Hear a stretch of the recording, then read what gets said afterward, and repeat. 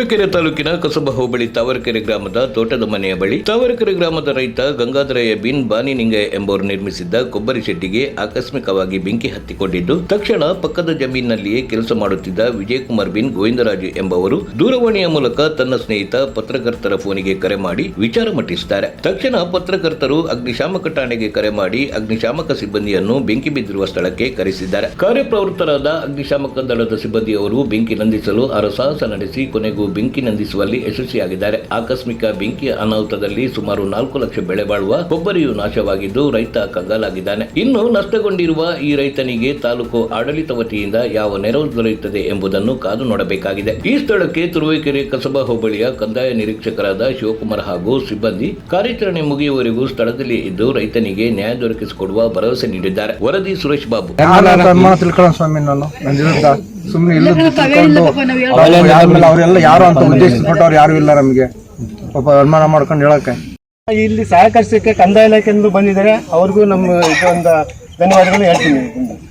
ಬಂದಿದೆ ಎಲ್ಲ ಸಹಕರಿಸಿ, ಗ್ರಾಮಸ್ಥರು ಸಹಕರಿಸಿದ್ರೆ, ಎಲ್ಲರೂ ಸಹಕರಿಸಿದ್ದೀರಾ, ತುಂಬ ಒಳ್ಳೆಯದು, ತುಂಬ ಧನ್ಯವಾದಗಳು ಎಲ್ಲರಿಗೂ. ಎಲ್ಲರೂ ಸಹಕರಿಸಿದ್ದಾರೆ. ತುರುವೇಕೆರೆ ಅಗ್ನಿಶಾಮಕ ಠಾಣೆ.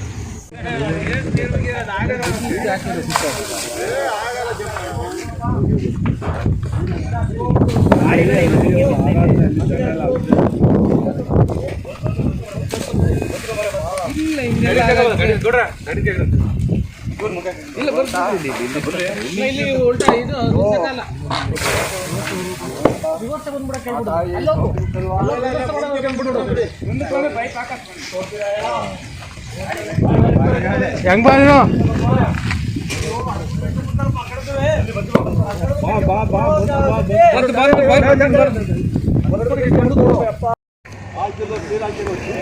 ಮುಂದ್ಕೋ ಗಾಡಿ ಅದು ಶೆಡ್ ಹೋಗ್ಬಿಡಿ ಹೇಳ್ತೀನಿ.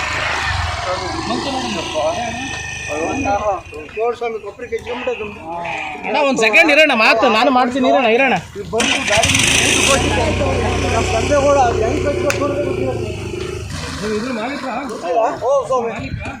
ಮಾತಾಡ್ಸೋ ಸ್ವಲ್ಪ.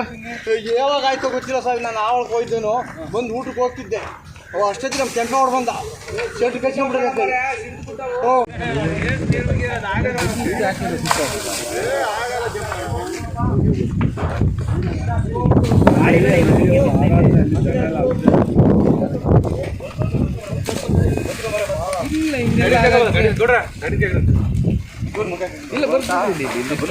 ಇಲ್ಲಿ ಉಲ್ಟಾ ಇದು